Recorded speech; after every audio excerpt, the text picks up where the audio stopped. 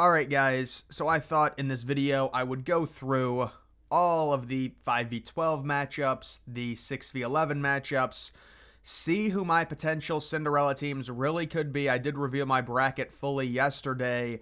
I'm going to say probably about 3 Cinderella teams is what I potentially have for this tournament, and I'm going to kind of explain the reasoning for why I picked each Cinderella or picked against, each one of these teams, beginning with the first 5v12 game, San Diego State UAB. I did take San Diego State. Look, UAB kind of had a crazy run there at the end. Nobody thought they were going to be in it. I just feel like San Diego State, they're an established team at this point. They went on a deep run last year. I don't like them, but I think they got a good draw against a 12 seed. And let's remember, 5v12 games, the 5 seeds could go 3-1 in those games, maybe even 4-0. Now that's unlikely, probably 3-1 or 2-2. But there are going to be 5 seeds that win. So I think San Diego State against a UAB team who probably shouldn't be here. They caught lightning in a bottle. Now you could say, well, that's momentum. I am not going to be going with UAB as a Cinderella team there. Moving on to the next potential upsets, it is St. Mary's and Grand Canyon. If you have Grand Canyon as a Cinderella potential Sweet 16 team, that would entail them beating St. Mary's, who's really just more of a defensive-minded team, and then possibly beating Alabama, who has a major defensive deficiency. I would not be mad at you. There are people that think Grand Canyon and their crazy record, like 31-4, they could potentially have a Cinderella run. Personally, I like St. Mary's this year to make it to the Sweet 16, beating Grand Canyon and then beating Bama. I have seen people pick Alabama over Charleston over Alabama. I don't see that happening personally. I just think Bama's offense is too overwhelming. Even in the event where Charleston scores 85 or 90, legitimately Alabama can score 95 to 100, so I don't see any Cinderellas there. My first Cinderella would be New Mexico, and the reason is twofold. Number one, the way New Mexico ended, actually it's threefold. The way New Mexico ended the season, very nice performance in the Mountain West tournament to make the tournament. I think they were underseeded. They probably should have been a 10 seed, but you know what? Maybe it's better that they're an 11 seed because they had to have the first 4 games involving 10 seeds. So they're an 11 seed against Clemson. This is basically a pick'em game. Clemson was terrible. They finished out the year getting crushed in the ACC conference tournament. And then you do have New Mexico's little quadrant there, possibly Baylor, who I think will beat Colgate, but then I do like the way New Mexico matches up against Baylor. To me, Baylor is nothing special. I think they'll win a game and then lose to New Mexico, so that would be an 11 seed New Mexico making the Sweet 16, and that's mainly because of where they were seated in their little quadrant facing Clemson and then potentially Baylor. Maybe they'll get lucky and Colgate will beat Baylor, although I don't think that will happen, but New Mexico would be my first Cinderella that I'm picking an 11 seed to the Sweet 16. Next, you do have James Madison and Wisconsin, so this would be my second Cinderella. It is James Madison. It fits perfectly, the name, James Madison. The record is crazy good. You look at them against Wisconsin. I understand people are higher on Wisconsin now. They did play very well in the Big Ten Conference Tournament, making it to the championship game, having a close game, almost beating Illinois. I get it. But we know what happened with Wisconsin in the second half of the year. This is a James Madison team that's kind of flown under the radar. People didn't even think James Madison would make the tournament until about a week ago. They weren't even the favorites in their conference. So I think James Madison, with their record, and just Wisconsin, they play a really slow brand of basketball. It seems like your typical 12-5. And then James Madison potentially against a team like Duke. I know Vermont is another team you could potentially see a 13-4, but I'm just not high on Duke this year. They're a different type of team. I was high on them for a little bit, but I don't know. They didn't give a great performance in the ACC conference tournament, and I think James Madison could beat Wisconsin and then beat Duke. There's really not a good 4 seed to be matched up against. Well, maybe Alabama. I don't know. All the 4 seeds seem pretty good this year, but I think James Madison could beat Duke and be another Cinderella team into the Sweet 16. Next, you have NC State possibly as another Cinderella team. This is not one for me. I just think Texas Tech is too good.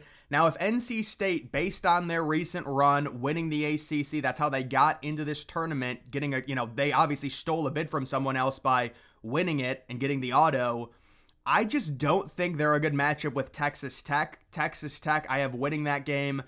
So I do not think NC State will be a Cinderella. I mean, I guess you do also have to take into account the start times of games. That's 9:40. I think that's a bullish sign for Texas Tech. A really late night start. Normally, crazy upsets don't happen. I know the Virginia UNBC thing was a little bit different, but you do also have Kentucky and Oakland. So I like Kentucky. I think I do have Kentucky going to the Sweet 16. Kentucky's just got too much offensive firepower for a team like Texas Tech to handle. Wouldn't shock me if Texas Tech beat Kentucky, but I think that goes exactly chalk. So Texas Tech beats the 11 seed, Kentucky beats Oakland, and then the 3 seed, Kentucky, beats Texas Tech, and there's no Cinderella out of that area. The next one, this would be my next Cinderella. I believe I have Florida going to the Elite Eight. And you could see this from a mile away, the way I was talking up Florida going into the tournament. As long as they got a decent little region or quadrant, I was going to pick them to go far. And I did pick Western Kentucky over Marquette. You know, will a 15/2 happen this year? It's hit or miss. There's probably like a 50% chance of it actually happening. Maybe all the 2 seeds will win. It's likely they probably all will. I do think that's a pretty good start time for Western Kentucky, 2 o'clock in the afternoon. That's a nice little upset window.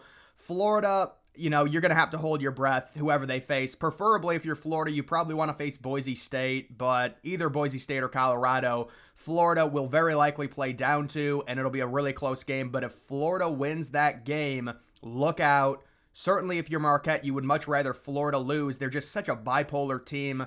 But if Florida faces Marquette in the second round, or maybe they get a break and face Western Kentucky, I do like Florida to not only win that game and go to the Sweet 16, but possibly also advance to the Elite Eight, just in terms of how we've seen this team play, the way they can beat really good teams, the guard play.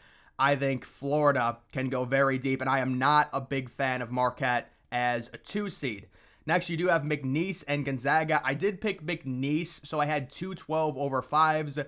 McNeese is they're a Grand Canyon type team, but I do think McNeese is better than Grand Canyon. They're very similar in terms of their record, but I like McNeese better. Gonzaga is a solid 5 seed, don't get me wrong, but it's just not their year. They played in a really bad conference. If they were in the Big 12 or something, their record would be a lot worse. They'd probably be a 7 or an 8 seed, in my opinion. So I do like McNeese in another 12/5, high upside, high octane offensive team.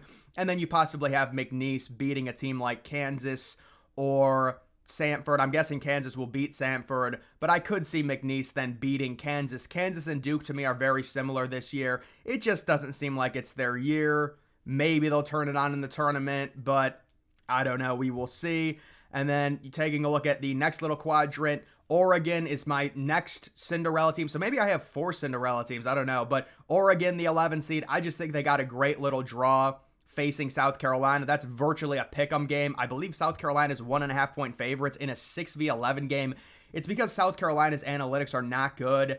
And then I'm not a fan of Creighton. Both Creighton and Marquette, 2 and 3 seeds out of the Big East, I do not like. I think Creighton is going to get a big scare from Akron. I didn't have the balls to pick it an upset, but I could see Akron, the 14 seed, beating Creighton. Either way, I do like Oregon. This is a team kind of a very similar situation to NC State. They steal a bid. They get in as an 11. Oregon beat Arizona in their conference tournament, and now they get a South Carolina team who analytically is not good. You win that game, you get more momentum. You've possibly faced Creighton. Maybe there's an upset. You face Akron, and Oregon would be into the Sweet 16. And then moving on to the final little area here, I did not pick Texas to go on a Cinderella run, but I could see Texas beating Tennessee. And I know people will be like, well, how is that, possible? Texas was really not good. They lost many games this year. They're in a tough conference. Texas, they've got the upside. They've got the guard play. Tennessee, they seem to always choke. Listen, I have Tennessee going to the Final Four. I hope it happens, but it was kind of, that was the one region where I was very, kind of wobbly on my picks. So I could see a scenario where Texas ends up beating Tennessee. I think Texas got a great draw in terms of that first 4 game, whether it's Colorado State or Virginia. If I was Texas, I would actually much rather face Colorado State. Virginia is a very frustrating team to play against, but I think Texas will win either way. And that sets up kind of a under the radar heavyweight battle in the second round, to where I think Tennessee probably wins that game, but they're going to have to sweat. It wouldn't shock me at all if imagine if Texas beats Tennessee. That's probably a Final Four team. I'm not even kidding you. It's just the way it sets up for them, the momentum that they'll have in that region. Remember, Purdue is the 1 seed in that region, so I could see it. But in terms of my main Cinderella teams this year, Whether or not you want to consider Oregon an 11 seed a Cinderella team, they could possibly be one. McNeese is another one I could see going. Florida would be my kind of, under the radar team. I guess Western Kentucky, a 15 over a 2. And then you also do have, for me, James Madison possibly beating both Wisconsin and Duke, as well as New Mexico. It's really James Madison, New Mexico. Those would be my 2 top ones. And then you also do have Florida, although Florida is a 7 seed. That's kind of my 3rd Cinderella team there. But either way, guys, that is going to do it for this video. Make sure you follow me on X. Link to that's always in the description.